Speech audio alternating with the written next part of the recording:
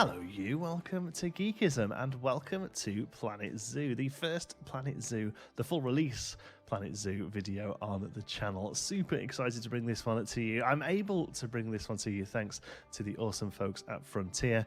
Thank you so much for letting me have early access to the full release to get these videos ready. I really do appreciate it. And yeah, here we are in the full release. So far, so good. The pretty much all of the beta bugs that we experienced in beta have gone. It's a really stable release so far. I haven't had a single crash. They managed to get this to me a week early, so I've had lots of playtime with it. I very quickly realised that I didn't want to just use the whole week to just batch record loads of stuff. That was my first thought, was like, oh, okay, I'll just get all the career mode done and I'll get 10 videos and I'll do videos about all the new animals and all this, and I was going to just do loads and throw it all at you. And I thought, no, do you know what? I'm going to take the time with this extra week, basically, and just do a really good build that showcases some of the new parts, showcases one of the new animals, and also, in a way, showcases a bit of my talent as well. And I hope that's something that you can appreciate with this one. Giant pandas we got. Really excited to see them when I saw them. I actually saw that they were kind of semi-announced the day before the full release. There was a video, the website was updated with the new video in the background of the website that showed giant pandas, so you may have seen them already when this video comes out, but you may not have done. But yeah, I'm really excited to come to the game. They're sort of a pillar of zoos, really. They're sort of the mascots of zoos, really, giant pandas, in as much as the only reason they're still really around is due to the incredible work that zoos have done. One of the few animals in my lifetime, as far as I know, that have gone from being endangered to vulnerable, which is up one in the scale of how animals are classified due to the breeding programs that have happened in China and other parts of the world as well. So really quite awesome. There obviously is a little bit of tension, I guess, because China does seem to throw its political weight around when it comes to these pandas, and sometimes they have to sort of get countries to sort of bow down politically in return for pandas, which obviously isn't a great take. But as far as just the animals' welfare goes, they are doing some incredible work in zoos for them. So I thought I wanted to really showcase them off because they are a great animal for the game, but also to show off one of the new themes that comes with the game that wasn't in the beta, and that is the East Asia theme. Obviously, it lends itself very well to the pandas, with them being from China. Specifically, they're usually found in the wild around the Sichuan province. So the buildings that we go on to do here are based around Sichuan architecture. Now, I'm no silverette, okay, so I'm not going to go into a massive, long, sort of deep dive into the architecture of China, but I did do some research and had a look at some of the some stuff on Google and tried to sort of replicate the style. And yeah, I think it turned out really quite well. One thing I really wanted to do was to get a restaurant in here. Now, the interior of the restaurant's really quite plain, to be honest with you. I didn't really have that much time to finish it off. I'll be honest with you, I haven't had that much time with the beta, even though Frontier were incredible to get us a whole week with it. My mother's actually here visiting at the moment, so obviously we've got a lot of things going on and visiting places and going to see stuff. So I haven't had as much time as I would have liked with it, to be honest with you. So I let the interior of this be a little plain for that reason, but also because 9 times out of 10 you don't really spend that much time inside the buildings in these kind of games anyway. But I really did want a restaurant in there, and that's based on a panda enclosure in the Netherlands, I think it is. And architecturally, it's really awesome. It's like a yin and yang's big circular exhibit with sort of yin and yang symbols that break up into 2 separate sort of areas. From an architectural point of view, it's really quite impressive. It looks fantastic. From an animal welfare point of view, it really isn't that great, and there's actually been quite a few complaints about it, mostly because there's very little place for animals to get away from guests, and it's made more in with a focus on the architecture and the design of the place than with a focus on the animal welfare, which really should be prominent when it comes to zoos these days. So I haven't sort of replicated that in any way, because we want to try and sort of keep the sort of modern zoo feel And the focus on animal welfare and enrichment is really important for me when I'm building these things. So we haven't gone for that. But one thing it does have is part of it, there is a restaurant with a glass panel. I thought that was quite nice. And as long as there's plenty of space for pandas to get away from guests, then I think it's fine to have some areas where guests can really interact closely with the animals. So that's what we're doing there with the panda. The other thing that I did like about the exhibit, the sort of yin and yang exhibit, is that it broke it up into two sections based on the two areas where pandas spend their most time. So one sort of like a rainforesty area, and then the other's more of a drier, temperate climate. So a little bit about pandas then. Like I said before, they are one of the few animals, in my lifetime at least, that have now been classed as vulnerable, that were extinct. So there's around about 2,000 in the wild now, they predict, which still isn't many, but based on about 20, 30 years ago, there was half that amount. So it's a slow but steady process bringing them back into the wild, mostly through large-scale reproduction programs like the one in Sichuan, actually. It's called the... I've got it written down, but I have no idea how to pronounce it. The Befingxia. That's going to be incredibly poorly pronounced. But there is a panda base and a few other panda reserves over there in the Sichuan province where they're helping to repopulate the wild with them, which is awesome. As far as pandas go, they don't do much, which is one of the reasons why they're endangered. They're not really fans of mating. They actually only mate for around about 2 or 3 days a year. And to sort of encompass that within zoos, what you have to do is make sure that your enclosure can be split into separate areas where the animals can be separated, because they are relatively solitary animals, apart from these few times a year when they're willing to mate. So here we've got two sections separated by a bridge, and underneath that bridge we could have a fence closing them off. Now, as far as the game is concerned, it doesn't really worry about that kind of thing. That would probably be a little bit too advanced, I think, for a video game like this. So you can have them hanging out together, so that's fine. But I do want to try and replicate the realistic nature of them by having obvious areas where you could close them off if you wanted to. That's something we're going to have to do with some of the other animals as well. A lot of the big cats are very often separated and things like that. So we've got the idea there with that bridge, very sort of clear visual break in the two zones that if we wanted to, we could place in some sort of barrier in real life, that is. So here I'm building an indoor area that just features a staff room and a keeper hut. The idea is that this indoor area would actually be space for the pandas to go indoors as well, but I've kept it closed up, so there's no sort of interior here that you can look at, but it does give the staff space to go to, where we'll place some sort of larger doors on it to give the impression that this is a space where the pandas can clear off to if they want to. Or at least at night they can go away, or if the weather's particularly miserable, they can go away. The only problem with this build, unfortunately, is that the staff rooms are a little bit close to the path, so guests walking over parts of the path do grumble about that. Even though the staff rooms are completely covered up, it works more on an area of influence. So if they're physically too close to the paths, the guests do moan about them, unfortunately. But there's that much other good stuff going on. Overall, it doesn't seem to detriment the guests too much. One thing I want to do here is build a rooftop garden as a way of sort of tying in the path to the area.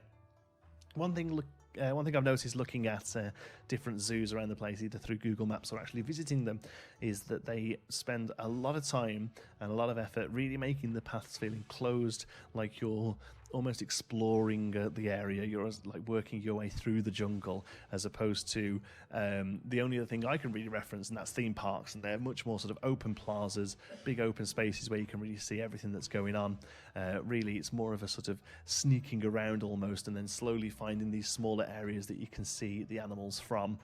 We've actually got quite a bit of concrete border there. All of this goes eventually. It was more just to kind of figure out the space of the enclosure, and to kind of have a look and see how happy the pandas are. So you see we've actually dropped a panda in there, and that's just an easy way of making sure that you're getting the terrain right and the planting right.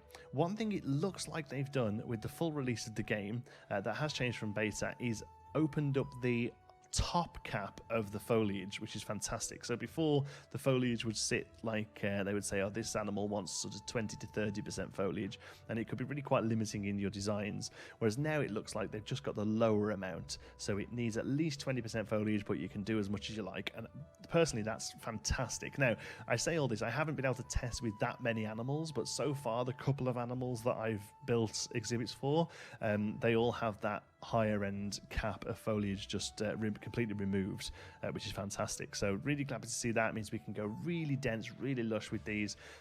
Because again, another thing I noticed with zoos is that they often use heavy foliage to give the animals some privacy, so not necessarily huge fences everywhere. Instead, you can use the foliage here. So here we're using the foliage to cover up all that sort of concrete there and make it look a lot more natural. And not only does it make the exhibit more natural for the animal, it also means that guests can't sort of peek over that concrete there, and it means instead they have to work around to one of the set areas that is going to be space for them to view, one of which is going to be here. So we're going for the ditch method here as opposed to high fencing. So we're just checking using the overlay there that they can't get themselves out anywhere here, which they can't, so that's great. And then here we're going to place in some low fencing that's more there to sort of keep guests out as opposed to keeping animals out. The animals here are being kept in by the large cliff face. Whilst pandas can climb, they're not particularly adept climbers. They're fine in trees and stuff, but they're not really able to climb these sheer faces. So it's one way of sort of closing them in. And also the game is quite happy for them to keep in like that as well. There's going to be a mix of sort of realism in my builds, I think. Sometimes it's going to be good enough for the game, and then sometimes they're going to try and do stuff that would happen in real life. It's tricky to do, to be honest, to kind of get that middle ground, I think. So sometimes it's going to be like, okay, the game's happy, they can't climb out there. Whereas in real life, maybe some of that bamboo against the concrete, it might be enough for them to get some purchase on, you know, who knows. As talking of bamboo, that's what pandas do. They eat it, copious amounts of it. In fact, 99% of their diet comes from bamboo, but it's not particularly good for them. It's incredibly unnourishing. There's very little nutrients in it, and it's just full of fiber. So basically, it just goes through them, and they end up doing a lot of poo that's pretty much exclusively bamboo. In fact, it's been recorded that they can poo up to 100 times a day, which is pretty impressive, and it's pretty much mostly bamboo. Now, they don't poo that much in the game, thank goodness, and they don't actually eat that much in the game as well. One thing I've noticed, one of the first things I noticed, in fact, with this was that the keepers will still prioritise the food enrichment items over just placing food down on the food mats, I guess. I considered this to be a bug, but I got in touch with the developers and they've said no, that's working as intended. The keepers will focus on food enrichment first, and if they need to, they'll put food in the regular tubs. And whilst it does make sense from a zoo point of view that zoos will focus on giving food through enrichment ways, at the end of the day, a lot of animals need a lot of food, and that food isn't going to be able to come purely from enrichment things, knocking berries out of balls and things like that. For instance, pandas eat for half the day, and that's not half of the time they're awake. They eat for 12 hours a day, and when they're not eating, they're sleeping or pooing, basically. That's pretty much the life of a panda, and they just sit and constantly graze on bamboo. 20 to 40 pounds of bamboo a day a panda gets through. So personally, I would like to see the keepers constantly fill up that food, maybe 2 or 3 times in a game day. Make sure that bamboo is there, and I want to see the pandas eating a lot of it for that realism. So maybe it isn't a bug, but if enough people ask for it, we may see a shift in that, so that they maybe provide more food on the food trays, for animals with incredibly high metabolisms, or in the case of the stupid pandas who eat bamboo even though it's useless. A bit of a cut there. That was a weird cut. I did build a climbing frame for the pandas, but you'll see that later on. Quite a low climbing frame, more just a bit of space for them to move around in. Although they are relatively decent climbers, they don't particularly need that much climbing space. They're also pretty adept swimmers, but again, rarely need that much water. In fact, there's no free-flowing water in this one. It's pretty much just the water troughs that they can get drinks from. Again, of all the panda exhibits I saw, there's only a handful of them have water in for the most part. they don't, and they go for more of a serviceable space. So here then I'm putting a door on this one because, like I say, the interior isn't that hot. I really just wanted this so that from the outside you could see guests sitting at the window, which they do. So I'm going to close off this door here, and I've kind of gone for a little bit racially insensitive, so I do apologise, but I've kind of gone for a sort of Chinese restaurant kind of look to the front door here. It's called the Happy Panda, and I really wanted to kind of get that that sort of fantastic juxtaposition of old architecture and then more aggressive advertising that China seems to do so well. So there's lots of bright colours and signage above it, but down below it's actually quite a classy structure. That was something I really wanted to try and get across. I think it looks really good, and we have those gorgeous little panda statues there as well that I put down. I think they look so cute. I even tried to do some lighting here as well, although I'm really sorry, I don't think I've got any shots of it in the dark, but I did make sure that I did some lighting. It's one thing I always forget to do, and it was Mike Sheets who showed me in Planet Coaster how important lighting was, and I totally agree that here it's really important as well in Planet Zoo, although it's a lot more subdued. The lighting is a lot more serviceable in a zoo. Zoos usually open for daytime hours, so it's very rare that you get much lighting as far as, you know, theme parks open till 10, 11 o'clock at night in America, or, you know, in other warmer places, whereas that's not so much of a problem here in zoos. So the lighting's a little bit more serviceable and more for when the weather's grim as opposed to it being completely dark. But I still wanted to make sure we got some in there, and here I'm just kind of filling in a green triangle. So if I figured out how to do it, this will be a blueprint available when the game goes live. I can't figure out how to add things to an exhibit blueprint, and so when I click the exhibit and try and make a blueprint out of it, it does some of the building, half of the building, some of the trees, not all of them, and I can't quite figure out how to add more things into it. So I need to try and have a mess around with that. If it's worked, there'll be a link in the description. If it hasn't, I'll keep playing with it and hope maybe somebody else will do a tutorial because I can't figure it out. So placed a few trees around the edge of it. This is just going to be a single exhibit. As far as Planet Zoo on the channel goes, there's I do want to start a zoo. I do want to make a zoo that's all connected together with different exhibits. Probably going to start that next week. This week, I just want to kind of play around with the game, and I think that starting a zoo with a theme is going to limit myself a little bit. I kind of want to dive around, look at some of the new animals, not necessarily tie myself down to an area or to a sort of architectural theme or whatever. So you'll see here pandas, East Asia, you know, there's some snow later on, but tomorrow's animal is completely different and built in a completely different style, completely different biome, completely different temperatures and all that sort of stuff. So kind of want to play around for a little bit, really sort of figure out the game, see all the new stuff that we didn't have in beta, and really sort of get my teeth sunk in. Obviously we're going to be playing the campaign mode as well. There'll be a video going up later today of the first level of the campaign. Actually, not the first level, because that's Goodwin Zoo. There's not really much point in going back to that. So the second level of the campaign we're going to start with. But there you go. There's the climbing frame that we built. They can use pretty much all of it. The climb is a little funky. This was recorded before we had quite a big patch for basically the launch patch. So for a few days we had like the YouTubers and reviewers had like beta builds, kind of beta build plus, I suppose. And then for the last few days we got the patch that brought it up to the version that you'll be playing today, and the climbing has got better in that version. They did say that it was going to as well, so that's pretty good to see. And like I say, a few of the other issues I had in the first few days have kind of been fixed in the second lot, so that's good. Oh, there was a little bit sped up there. I don't know what they were doing, but he's filling up the water. That's good. Getting them a nice little drink. I think the building's turned out really nice. It's maybe a little big. I obviously haven't been going into like custom roofs, all that kind of stuff. I'm no Silverette. I can't be making Japanese roofs out of the letter E. I'm quite happy to use in-game roofs for the most part. But I'm really happy how the bridge turned out. I think that looks really good. And a nice sort of viewing area for them. Oh, here you go. You can see them hanging out on the climbing frame there. And they get around it pretty well. Like I say, there's a lot more... oh, boot that ball, look.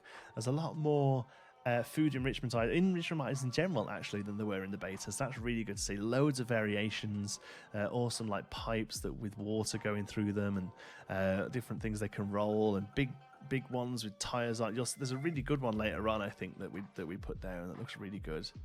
I'm sure I get a shot of one of them using it. But yeah, really happy with how this turned out, and I hope me using all my extra time with it just to get one really nice exhibit was worth it. And I hope you just didn't want me to like throw out 30 videos, because it was when they announced they were going to save some of the animals for launch, that made me think, do you know what, I'm not going to do a video that just shows all the new animals, because they really want you to go and discover them yourself, and who am I to kind of deny them that? And I think that's quite a good thing to do. So there's about 10 new animals, I think, maybe even more, that haven't been shown in the beta, haven't even been announced, I don't think. So go and find them, go and look in the game and see what you can see. There's some really awesome ones in there, and like I say, I'll be doing for at least this first week, I'll be